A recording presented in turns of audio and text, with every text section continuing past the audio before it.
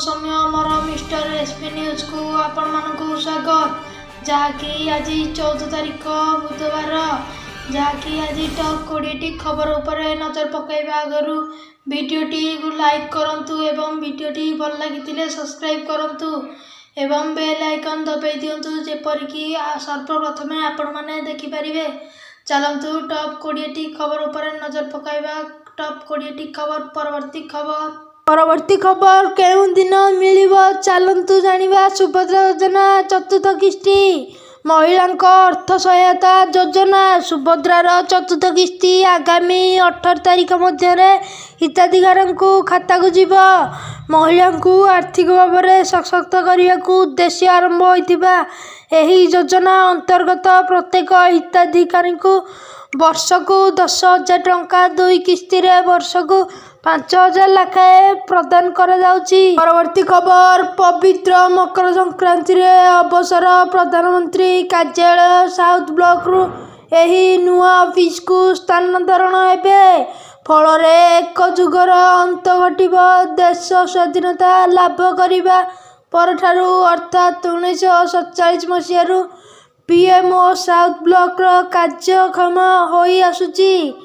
नुआ ऑफिस रु ठिकाना सेवा तीर्थ रखा जाय। परवर्ती खबर पश्चिम बंग रे निपा भाइरस 2टी मामला सामना को आसीची।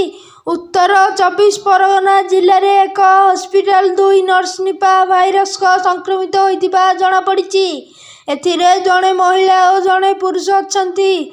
निपा भाइरस मामला रिपोर्ट हेबा परे पश्चिम बंगर स्वास्थ्य विभाग को सतर्क करा जायछि।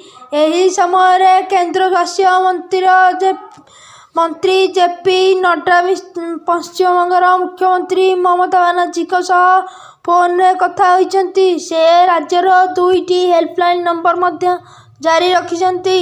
वर्तमान उभय संक्रमित नर्स को हॉस्पिटल भर्ती करा जायछि जेउठारे सेमानकर चिकित्सा करा।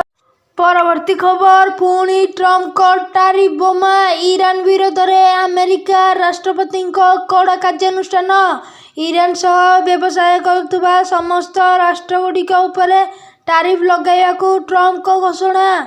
25% टारिफ लगाइबा को घोषणा करछंती ट्रम्प। हेलो दर्शक बंधु परवर्ती खबर बाजार रे सोना और रूपा दर गत किछि मास है मात्राधिक हार में बढ़िबारे लागिछि। मंगलवार रूपा दर किलोग्राम पिछा भुवनेश्वर रे बाजार 5,000 टंका वृद्धि पाई 2,92,000 टंका रे पहुंची।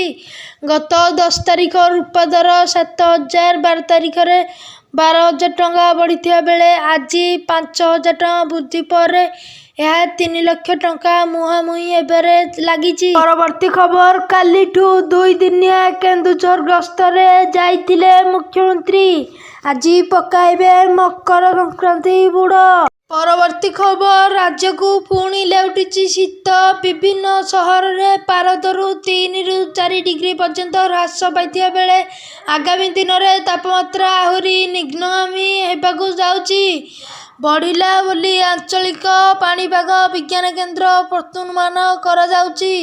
एहिभଳି राज्य रे 17 तारिख जांगे शीत जारी रहिया हेले पश्चिम बंग आड़े प्रभाव रे 8 तारिख रु तापमात्रा वृद्धि घटिछि। शीतरे ब्रेक लागियो बोली सूचना देइचंती पाणीपाग विज्ञान उपाशंकर दास। परवर्ती खबर झारसुगुड़ा रे एमिति किछि झारसुगुड़ा रे काली सकाळु भयावह अग्निकांड घटिछि। प्राय 11टा बेले स्टेशन परिसर रे थिबा चांबर निकट रे इलेक्ट्रिक सर्टी को निया लागिथिबा बेले समग्र अंचल धुआंमय हो जाइतिला। अग्निशमबाही सूचना पाई तत्क्षण घटनास्थल रे पहुंची निया नियंत्रण लगी पड़िथिले। परवर्ती खबर चिलिका सुरक्षा पाई अधिकारी को निर्देश देले मुख्यमंत्री। चिलिका रे सुरक्षा पाई चिंता प्रकट करिसंती मुख्यमंत्री मोहन चरण माझी। आज चिलिका हृदर सामग्रिक विकास बैठक बसिथिला। बैठक रे मुख्यमंत्री कहिसंती चिलिका हेउची आम जैव विविधतार भंडार। एहार सुरक्षा करने आमको निरंतरण उद्यम करने पड़िबो। बैठक में मुख्यमंत्री समस्त अधिकारी को चिलिका सुरक्षा पाई ନିର୍ଦ୍ଦେଶ ଦେଇଛନ୍ତି। ଏହାସହ ଚିଲିକା ପର୍ଯ୍ୟଟନ ପାଇଁ ସ୍ୱତନ୍ତ୍ର ଯୋଜନା କରିବାକୁ ନିର୍ଦ୍ଦେଶ ଦେଇଛନ୍ତି ମୋହନ ମାଝୀ। ପରବର୍ତ୍ତୀ ଖବର, ମୋହନ ଚରଣ ମାଝୀଙ୍କ କଡ଼ା ନିର୍ଦ୍ଦେଶ। କଳା ଏବଂ ସଂସ୍କୃତି ଯେକୌଣସିରେ ସମାଜର ଆତ୍ମା।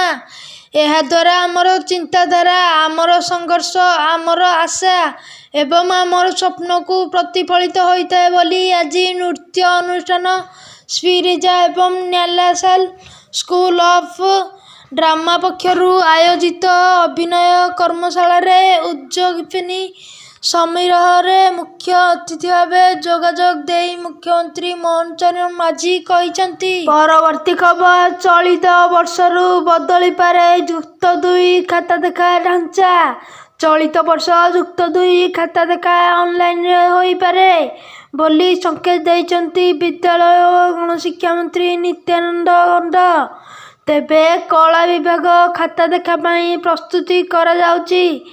ଚୂଡ଼ାନ୍ତ ପାଇଁ ବଜେଟ ଫାଇନାଲ ହୋଇନାହିଁ, ଯାହାକି ବଜେଟ ଆପ୍ରୁଭାଲ ହେଲେ ସେନେଇ ନିଷ୍ପତ୍ତି ନିଆଯାଇ ବୋଲି ମନ୍ତ୍ରୀ ସୂଚନା ଦେଇଛନ୍ତି।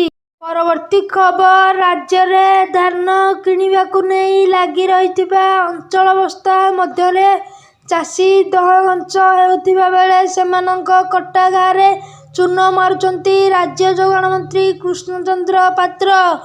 ବଡ଼ ଚାଷୀ ଅର୍ଥାତ୍ 1.5 କୁଇଣ୍ଟାଲଠାରୁ ଅଧିକ ଧାନ ବିକ୍ରି କରୁଥିବା ଚାଷୀଙ୍କୁ କୁଇଣ୍ଟାଲ ପିଛା ମିଳୁଥିବା 800 ଟଙ୍କା ଇନପୁଟ ସବସିଡି ମିଳିବ ନାହିଁ ବୋଲି ଯୋଗାଣ ମନ୍ତ୍ରୀଙ୍କ ଘୋଷଣା ସାରା ରାଜ୍ୟରେ ଆଲୋଡ଼ନ ସୃଷ୍ଟି କରିଛି। ଭାରତୀୟ ସେନା ମୁଖ୍ୟ ଜେନେରାଲ ଉପେନ୍ଦ୍ର ଦ୍ୱିବେଦୀ ମଙ୍ଗଳବାର ପୁଣି ଥରେ ପାକିସ୍ତାନକୁ କଡ଼ା ଚେତାବନୀ ଦେଇଛନ୍ତି।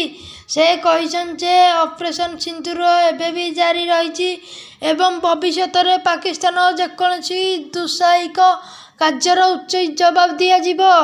ଜେନେରାଲ ଦ୍ୱିବେଦୀ କହିଛନ୍ତି ଯେ 8ଟି ଆତଙ୍କବାଦୀ ଶିବିର ଏବେ ବି ସକ୍ରିୟ ଅଛି, ଯେଉଁଥିରେ 6ଟି ଏଲଓସି ସମ୍ମୁଖରେ ଏବଂ 2ଟି ଅନ୍ତର୍ଜାତୀୟ ସୀମା ସମ୍ମୁଖରେ ଅଛି। ଭିଡ଼ିଓଟି ଭଲ ଲାଗିଥିଲେ ଭିଡ଼ିଓଟିକୁ ଲାଇକ୍ କରି ଚ୍ୟାନେଲକୁ ସବସ୍କ୍ରାଇବ କରନ୍ତୁ, ଯେପରିକି ଆପଣ ସର୍ବପ୍ରଥମେ ଭିଡ଼ିଓଟିକୁ ଦେଖିପାରିବେ।